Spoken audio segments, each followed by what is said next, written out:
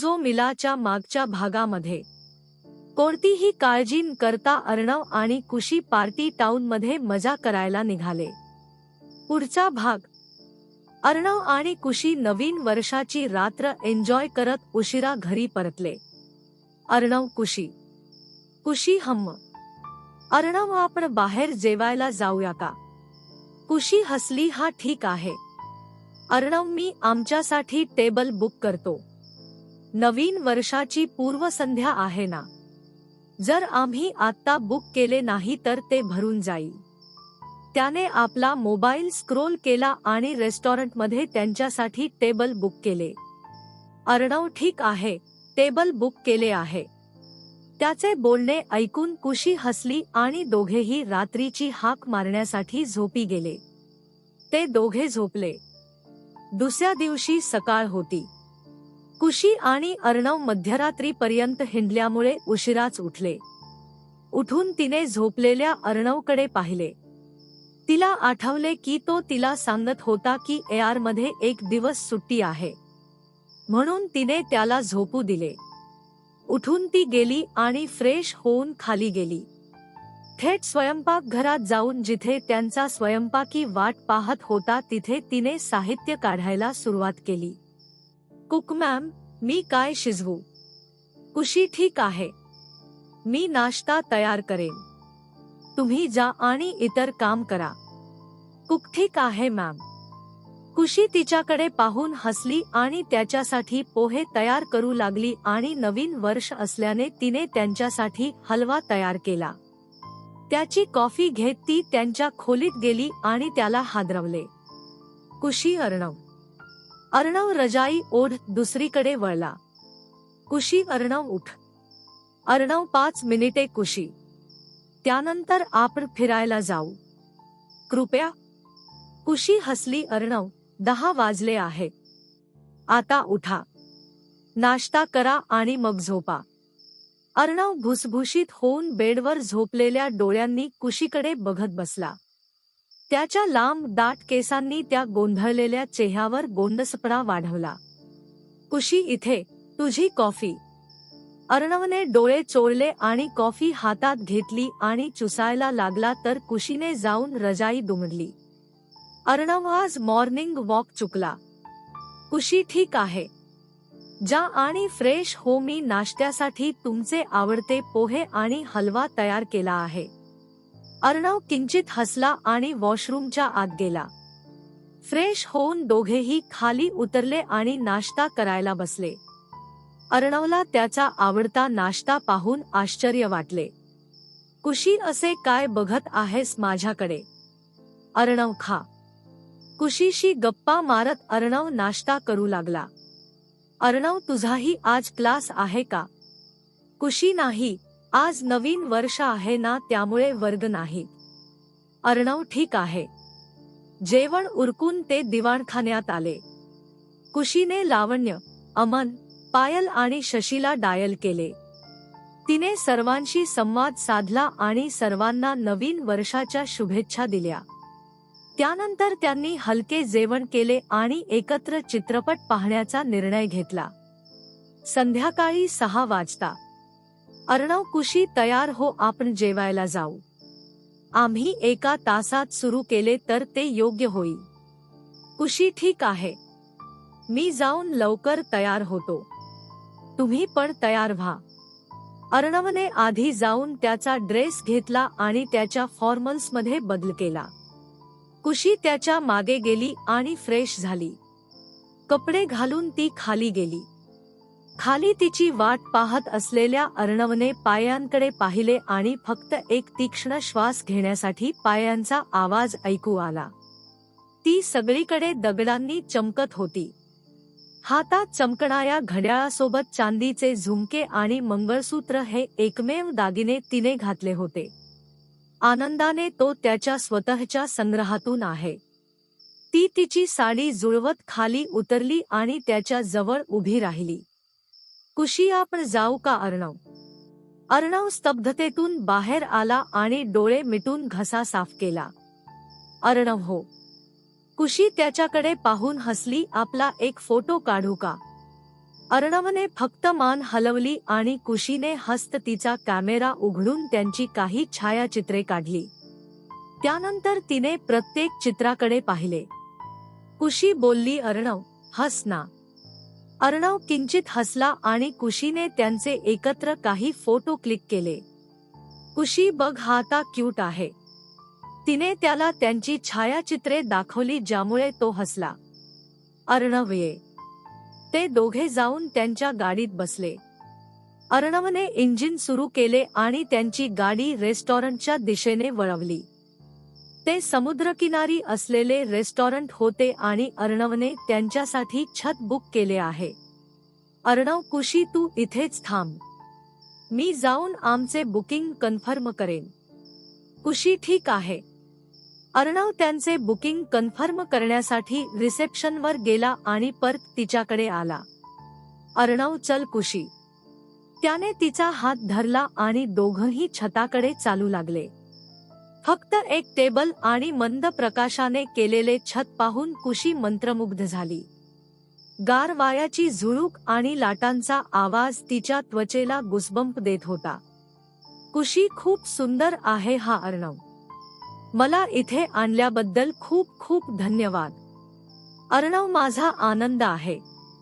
तो तिला टेबलावर घेऊन गेला आणि एखाद्या गृहस्थाप्रमाणे त्याने तिच्यासाठी खुर्ची ओढून तिला बसवले. विरुद्ध बाजूने खुर्ची ओढून तो तिच्या बाजूला बसला. अर्णव, ऑर्डर करू का? कुशी, तूच काहीतरी ऑर्डर कर. अर्णव. बाजूच्या समुद्रकिनारी डोळे मिटून ती म्हणाली. मंद प्रकाशात तिचा चेहरा चमकत होता. तिचे केस हवेत नाचत होते आणि तिच्या ओठांवर एक प्रसन्न हास्य रेंगाळत होते, ज्यामुळे ती नेहमीपेक्षा अधिक सुंदर दिसत होती. कुशी. अर्णव. डोळे मिटता तिच्याकडे बघत असलेला अर्णव त्याच्या स्वप्नभूमीतून बाहेर आला. अर्णव, हा. कुशी, मला वाटत नाही की मला हा समुद्रकिनारा आणि लाटांचा आवाज पुरेसा मिळेल. हे खूप सुखदायक आहे. आहे ना? अर्णव हलकेच हसला. त्याला तिचे तर्क समजले नाही, परंतु तिची उपस्थिती आणि हसणे त्याच्या वेदनाग्रस्त हृदयाला शांत करू लागले. त्याने ज्यांच्यावर विश्वास ठेवला अशा अनेक लोकांनी क्रूरपणे इतके छळ विकत घेतले आहे की त्याला त्याच्या आसपासच्या कोणालाही सोडण्याची भीती वाटत होती. पण कुशीने नकळत त्याला सावरायला सुरुवात केली आहे. कदाचित कुशीसाठी समुद्रकिनारा अर्णवच्या कुशीसारखा असेल. कुशीने त्याच्याकडे पाहिले. ऑर्डर ना. अर्णवने तिच्यासाठी गोव्याचे पारंपरिक खाद्यपदार्थ ऑर्डर केले. अर्णव, तुम्ही दरवर्षी नवीन वर्ष कसे साजरे करता? कुशी. मी लावण्यासोबत सिनेमाला जाईन. त्याशिवाय फारसे काही नाही. तुमचं काय? अर्णव, मी आमच्या खोलीतच राहणे पसंत करत असलो तरी कधी कधी मी जाऊन माझ्या क्लायंटच्या पार्टीत सहभागी होतो. कुशी. तू अमन भैया बरोबर बाहेर जाऊ नकोस का? अर्णव, मी करतो. मी त्याच्यासोबत सिनेमा किंवा इतर ठिकाणी जातो. त्याचे बोलणे ऐकून कुशी हसली. थोड्याच वेळात जेवण आले आणि ते जेवू लागले. कुशीने चविष्ट अन्नाचा आस्वाद घेत तिला आवडलेल्या प्रत्येक गोष्टीचे कौतुक केले. अर्णव. कुशी. कुशी. अर्णव, मला तुमच्या प्रश्नाचे उत्तर मिळाले. कुशीने भुसभुशीत केली. कोणता प्रश्न? अर्णवने एकच भुवया उंचावल्या. तुला आठवत नाही? कुशीने मान हलवली. अर्णव हसला. ते आठवल्यावर मला सांगा की तुम्हाला माझे उत्तर कसे आवडेल. सैद्धांतिक उत्तर पुरेसे आहे की मी व्यावहारिक पद्धतीला प्राधान्य द्यावे? कुशी भुसभुशीत झाली. मला काही समजत नाही. अर्णव, खूप लवकर येशील? कुशीने डोळे मिटले. काहीही असो. अर्णव हसला आणि जेवण करत राहिला. तर कुशीने त्याला काय विचारले होते आणि त्याला काय उत्तर सापडले ते आठवत होते, पण खूप प्रयत्न करूनही तिला काही विचारल्याचे आठवत नव्हते. कुशी. अर्णव, जेवल्यानंतर आपण समुद्रकिनारी फिरू का? अर्णव हसला. का नाही? आधी जेवण संपव. कुशी हसली आणि खाऊ लागली. दोघांनी रात्रीचे जेवण उरकले. कुशी फॉर अ चेंजने अर्णवला तिच्यासाठी चॉकलेट ऑर्डर करायला सांगितले. अर्णवने तिच्यासाठी चॉकलेटची ऑर्डर दिली आणि दोघे बिल भरून समुद्रकिनारी गेले. ते एकमेकांचे हात धरून शांतपणे चालत गेले आणि जिथे शरीर नव्हते तिथे. कुशी वाळूला स्पर्श करणाऱ्या लाटांकडे बघत हस्त समुद्रकिनाऱ्याकडे पाहत होती. कुशी अर्णव. अर्णव हम्म. कुशी मला इथे आणल्याबद्दल पुन्हा एकदा धन्यवाद. मी इथे पुन्हा येईन की नाही माहीत नाही, पण हे मी कधीच विसरणार नाही. खूप खूप धन्यवाद. अर्णव हसला. तू पुन्हा इथे का नाही येणार? तुझ्या प्रत्येक सुट्टीसाठी मी तुला इथे घेऊन येईन. किंवा तुम्हाला इतर काही ठिकाणे आवडत असतील तर आम्ही तिथेही जाऊ शकतो. कुशी हसली. ते नंतर बघू. तिने पुढे बघत तिचे चॉकलेट खाल्ले. चॉकलेट आधीच वितळायला सुरुवात झाली आहे आणि कुशीला तिच्या हातांनी चॉकलेटने भिजवलेले आणि वारा वाहताना तिचे केस जागेवर ठेवणे कठीण झाले. त्या प्रक्रियेत तिच्या चेहऱ्यावर चॉकलेट पसरले. तिला पाहत असलेल्या अर्णवने हात वर केले आणि तिच्या कातड्यांना पाठीशी घातली आणि तिच्याकडे बघत होती. सहसा पुरुष त्यांच्या 30च्या सुरुवातीच्या काळात त्यांच्या उत्कृष्ट लुकमध्ये असतात. जसजसे किशोरवयीन आणि किशोरवयीन दिसणे कमी होत जाते आणि ते योग्य पुरुषी स्वरूपापर्यंत पोहोचतात. अर्णव वगळला गेला नाही. तो त्याच्या पहिल्या 30 वर्षांच्या लुकने खूप सुंदर दिसत होता की कुशीला तिच्यापासून दूर ठेवणे खूप कठीण होते. त्यांच्या मनातल्या काही परकीय भावनांनी ग्रासलेला तिचा एक गालावर हात ठेवून अर्णव पुढे झुकून तिला अस्वस्थतेत गुरफटत होता. त्यांच्यामधला पहिला अडथळा तोडून अर्णवने तिचे ओठ तिच्या अंगावर ठेवले आणि त्यांच्या सर्व नसांमध्ये थरथर पसरले. कुशीने डोळे घट्ट मिटले कारण कुशीने तिला असे चुंबन घेणे अपेक्षित नव्हते, पण तिला थांबवण्याचाही तिचा काही हेतू नव्हता. हे नियोजित किंवा अपेक्षित नव्हते, पण त्यामुळे त्यांच्या शरीरात चुकीचे संप्रेरक निर्माण झाले. तिला असे चुंबन घेण्याचा अर्णवचा काही हेतू नव्हता, पण तो स्वतःवर नियंत्रण ठेवू शकला नाही. त्याच्या भावना तिच्यावर ज्वालामुखीसारख्या उफाळून आल्या आणि तिचे गुडघे कमकुवत झाले. कुशीने तिच्या हातातला फोन आणि चॉकलेट सोडले. अर्णवने तिला जवळ खेचले आणि तिचे चुंबन घेतले आणि हृदयाला जे काही वाटत होते ते त्याला या बाईच्या मिठीत ओतले. अत्यंत आवश्यक हवेसाठी त्यांचे चुंबन तोडल्यानंतर अर्णवने आपले कपाळ तिच्या गालावर टेकवले आणि डोळे बंद केले. कुशीला तिच्या अंगभर उष्णता वाढल्याचं आणि गालावरून रक्त वाहत असल्याचं जाणवलं. तिच्या पायाची बोटे कुरवाळत ती बंद डोळ्यांनी त्याचा कोलोन त्याच्या हातात श्वास घेत उभी राहिली. काही मिनिटांनी त्यांचा श्वास सामान्य झाला आणि त्यांनी एकमेकांच्या डोळ्यांकडे पाहिले आणि कुशी खाली बघत लाल झाली. अर्णव हसला आणि तिच्या गालावर चुंबन घेत तिची हनुवटी वाढवली. सरळ त्याच्या डोळ्यात डोकावतान आल्याने तिने आपला चेहरा त्याच्या नजरेपासून लपवत त्याच्या छातीत दडपला. अर्णवने तिला मिठी मारली आणि तिच्या केसांना हात लावला आणि तिच्या डोक्यावर हनुवटी ठेवून शांतपणे उभा राहिला. काही मिनिटे शांतपणे उभे राहिल्यानंतर अर्णवने त्याच्या मिठीत असलेल्या पत्नीकडे पाहिले. अर्णव हो. कुशीने मान हलवत त्याला पुढे जाण्यास सांगितले. अर्णव आपण घरी जाऊया का? किंवा तुम्हाला आणखी काही मिनिटे इथे राहायचे आहे? कुशीने मोठ्या कष्टाने तिचा आवाज घशात आणला. चल घरी जाऊया. मिठीतून बाहेर येत तिने तिचा फोन उचलला जो तिने आधी सोडला होता. टेंड्रिल्सला पाठीशी घालत तिने सर्वत्र त्याच्या पुढे जाण्याच्या आशेने पाहिले. अर्णवने एक पाऊल पुढे टाकले आणि कुशी त्याच्या मागोमाग येणार होती तेव्हा त्याने वळून तिच्याकडे पाहिले. तिच्या कमरेभोवती हात गुंडाळून त्याने तिला आपल्याकडे खेचले आणि आपला रुमाल घेऊन त्याने तिच्या ओठांचा कोपरा पुसला जिथे चॉकलेटचा वास होता. मग तिच्या खांद्याभोवती हात गुंडाळून तो आपल्या लाजत पत्नीसह चालला. हा क्षण नक्कीच त्यांचा दिवस बनवला आणि त्यांच्या गोड आठवणींमध्ये राहील. दुसरीकडे दिल्लीत कंटाळा आलेला अमन चित्रपट पाहण्यासाठी थिएटरमध्ये गेला होता. त्याने त्याचे नियोजन केले नाही आणि काय पाहावे याबद्दल तो गोंधळून गेला. अनेक चित्रपट आणि अनेक स्क्रीन्स होत्या. अमन काय बघू एमी? तो पोस्टर्सकडे पाहत होता आणि फक्त एखाद्याच्या विरोधात टक्कर देण्यासाठी मागे सरकला होता. खाली पडलेल्या एका मुलीकडे बघून तो दमला. त्याने तिला उभे राहण्यास मदत केली. अमन, सॉरी मॅम, मी तुला येताना पाहिलं नाही. तुला त्रास झाला का? खाली पडलेल्या मुलीने कुस्करून त्याच्याकडे पाहिले. अमन, तुझे नाव काय? मुलीने त्याच्याकडे टक लावून पाहिलं. अमन, सॉरी, मी तुला कुठेतरी पाहिल्यासारखं वाटतंय, म्हणूनच मी विचारले. मुलगी, मी लावण्य आहे, कुशीची मैत्रीण.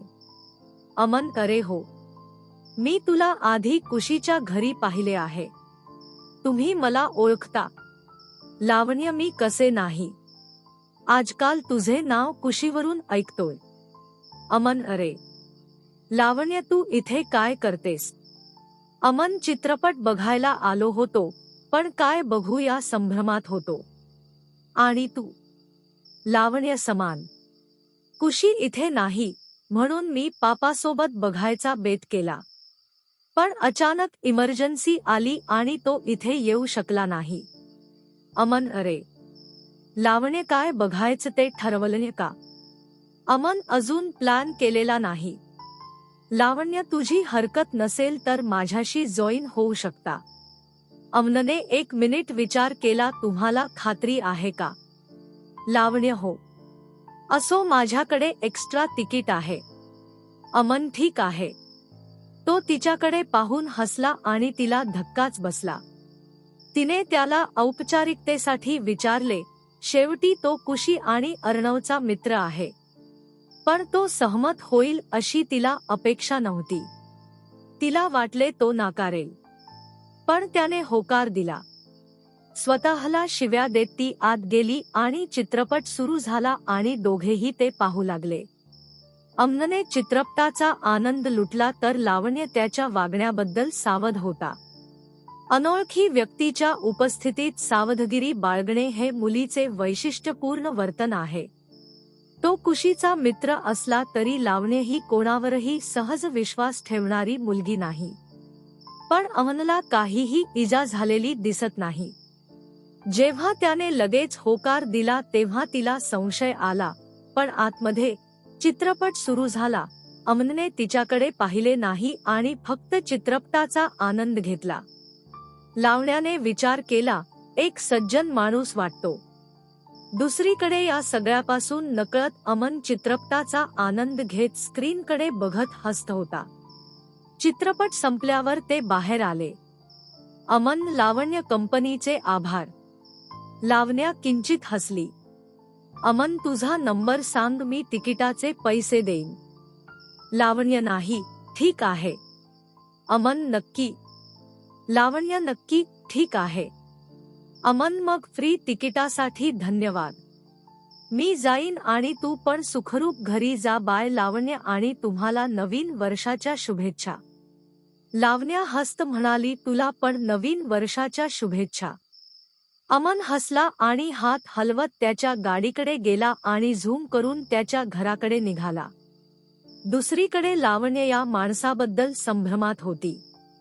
मान हलवत ती आपल्या स्कूटीपाशी गेली आणि घराकडे निघाली. धन्यवाद. कथेचा भाग 29 लवकरच येत आहे. सबस्क्राईब करून घ्या.